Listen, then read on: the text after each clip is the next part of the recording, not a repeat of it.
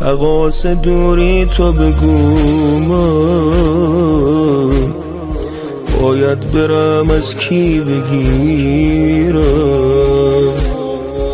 عاشقی تاوان داره میگم، اصلا بذار برات بمیرم. یه روزم بخت با بنده یار میشه، زمستونم میره و بهار میشه. پناه مظلوم العجل،